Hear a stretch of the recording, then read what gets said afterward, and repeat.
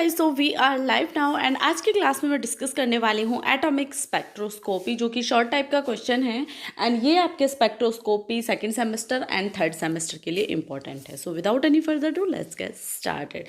Firstly we need to understand what is atomic spectroscopy and ये मैं आपको points में डिस्कस करने वाली हूँ कि आपका माइंड एग्जैक्टली क्लियर हो जाए।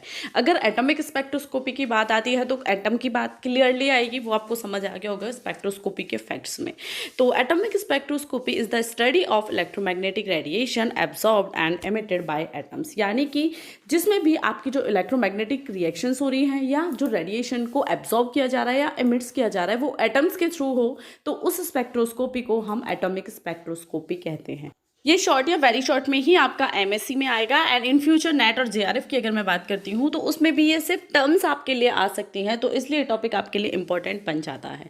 देन है atomic spectroscopy is determination of element composition bye it's electromagnetic और मास स्पेक्ट्रम, यानी कि जब भी हम किसी भी एटॉमिक स्पेक्ट्रोस्कोपी के डिटर्मिनेशन की बात करते हैं तो उसके थ्रू हम किसी भी एलिमेंट की ना कंपोजिशन और उसकी जो इलेक्ट्रोमैग्नेटिक और मास स्पेक्ट्रम है उसे डिटरमाइन कर सकते हैं इजीली, यानी कि डिटर्मिनेशन हो सकती है किसी भी एटम या एलिमेंट की इलेक्ट्रोमैग्नेटिक और मास स्पेक्ट्रम की एटॉमिक स्पेक्ट्रोस्कोपी के थ्रू। क्लियर?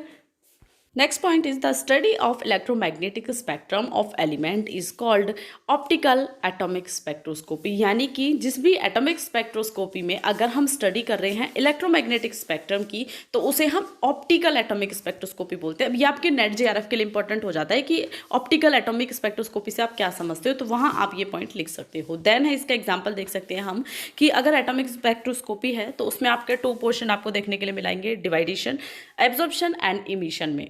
एब्जॉर्प्शन का एग्जाम्पल अगर हम देखते हैं तो वो है आपका एटॉमिक एब्जॉर्प्शन, बट वहीं हम इमिशन का देखेंगे तो फ्लेम इमिशन जो है वो आपका एटॉमिक स्पेक्ट्रोस्कोपी के इमिशन की टर्म का एग्जाम्पल है। देन है ओनली इलेक्ट्रॉनिक ट्रांजिशन अकर, यानी कि एटॉमिक स्पेक्ट्रोस्कोपी में सिर्फ इलेक्ट्रॉनिक ट्रांजिशन ही आपको देखने के लिए मिलेंगे और ये जो स्पेक्ट्रम आपको शो करता है वो लाइन स्पेक्ट्रम शो करता है, बैंड स्पेक्ट्रम शो नहीं करता है। तो यहाँ आपका एक सिंपल सा एंड काफ़ी ईजी लैंग्वेज में टॉपिक कंप्लीट हो जाता है एटॉमिक स्पेक्ट्रोस्कोपी। अलग से आपको नोट्स, सभी पीडीएफ बुक एंड क्लासेस मिल जाएंगी, लिंक सभी के वीडियो के डिस्क्रिप्शन में है, आप चेकआउट कर सकते हो।